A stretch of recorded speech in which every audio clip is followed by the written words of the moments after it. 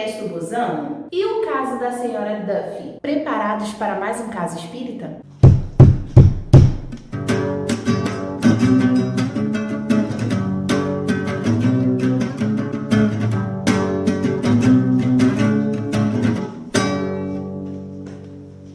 Olá, perfectives! Eu sou Rafa Azevedo e no vídeo de hoje teremos mais um caso espírita. Nesse quadro, nós contamos uma história espírita que nos ajudará a entender melhor o conteúdo do que falamos nos últimos vídeos. Hoje conheceremos um caso que está lá no livro A Crise da Morte, de Ernesto Bozano. Vocês conhecem Ernesto Bozano? Bom, ele foi um professor da Universidade de Turim. Antes de se converter ao espiritismo, ele era materialista, cético e positivista. Ele viveu entre o final do século XIX e o início do século XX. Após estudar muito o espiritismo, realizou diversos experimentos na universidade em que trabalhava. Seu devotamento ao trabalho fez com que ele se tornasse um dos mais relevantes pesquisadores dos fenômenos espíritas. A Crise da Morte é uma dentre as mais de 35 obras escritas por ele. Neste livro, Ernesto Bozano traz, no 6º caso, o relato da médium senhora Duffy, que conta como foi o seu processo de desencarne. Ela foi uma senhora diferenciada, de espírito muito culto, cujas opiniões foram de um livre pensador durante muito tempo em matéria de religião. Porém, se tornou espírita convicta nos últimos anos de sua vida. Após a sua morte, ela se comunica falando das suas próprias experiências. Senhora Duffy conta que sabia que iria morrer, mas não temia a morte. Fazia muito tempo que os terrores contados por outras religiões sobre o pós-morte não faziam efeito para a médium. Por isso, se sentia pronta para o momento da morte com grande tranquilidade. Ela acrescenta que, além disso tudo, ela conseguia observar e analisar, com o interesse de uma pesquisadora, a lenta aproximação do grande momento. Ela disse assim: não queria perder essa suprema ocasião de adquirir conhecimentos psicológicos que escapam às investigações da ciência. Senhora Duffy conta que se manteve como espectadora no seu processo de desencarne, com o objetivo de mais tarde comunicar aos assistentes as suas observações e de prestar assim um último serviço à humanidade, o de dissipar o terror que a hora fatal produz em toda a gente. Ela continua relatando que se sentia flutuando para fora do corpo e cada vez mais se afastando do chão.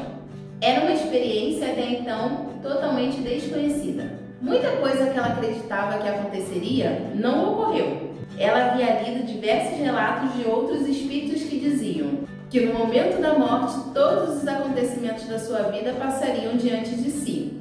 Mas com a médium foi diferente. Ela não se sentia atraída nem pelo passado nem pelo futuro. Um só pensamento e um só sentimento dominavam sua consciência: os das pessoas que ela amava e das quais ela iria se separar. E olha que ela não se considerava uma mulher carinhosa, sua razão dominava as suas emoções. Ela acreditava que esse domínio influenciou a forma como ela viveu sua vida. Porém, no momento da morte, os laços afetivos falaram mais forte.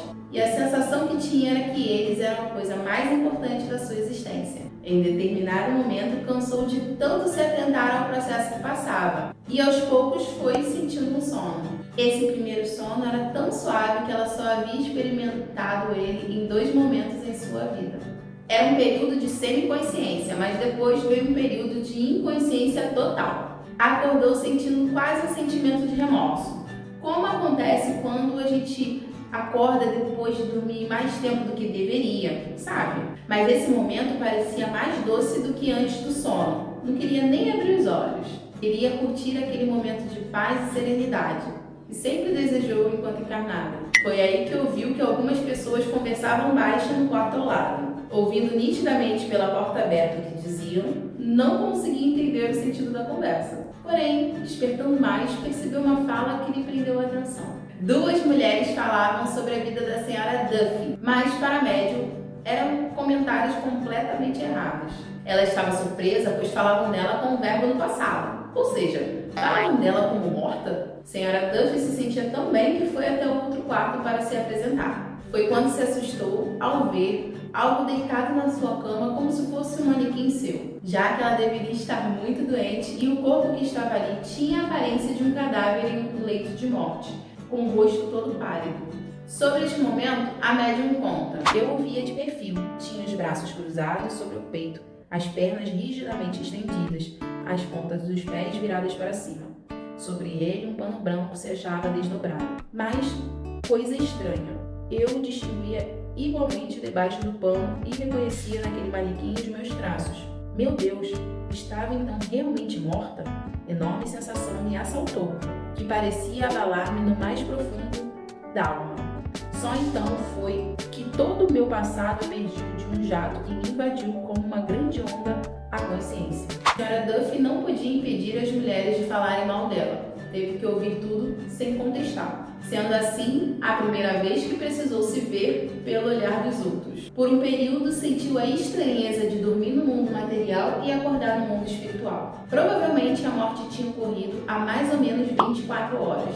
Foi nesse instante que se lembrou pela primeira vez que estava no meio espiritual. Até ali, seus pensamentos e sentimentos estavam presos ao mundo dos vivos. Se perguntou aonde estavam os amigos que haviam desencarnado antes dela. Por que não foram ao seu encontro? A solidão não a preocupava, apenas experimentava um penoso sentimento de decepção e de desorientação. Nessa hora, viu-se dissolver, desaparecer o quarto que estava e tudo que nele continha. E se achou, não sabe como, numa espécie de vasta planície. Contou ser indescritível a beleza da paisagem e disse: bela também é a paisagem terrena, mas a celeste é muito mais maravilhosa. Flutuava sozinha se perguntando onde estavam seus espíritos amigos, até que, como se a tivessem escutado e se apressassem a atendê-la, viu diante dela dois jovens cuja beleza excedia tudo que o espírito humano possa imaginar. Seu instinto dizia serem seus dois filhos, que muitos anos antes haviam desencarnado um após o outro.